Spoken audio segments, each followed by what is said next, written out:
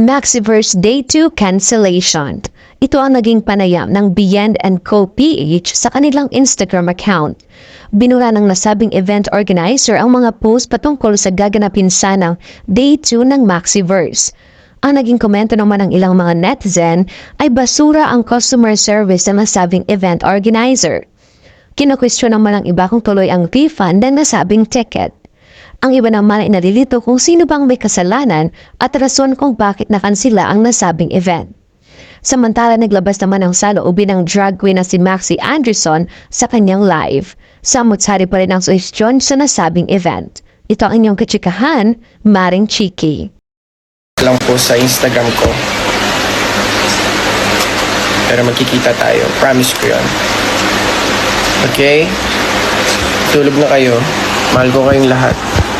I love you. Thank you, salamat. Salamat sa pagsusupport nyo. Thank you kasi nandito pa rin kayo para sa akin.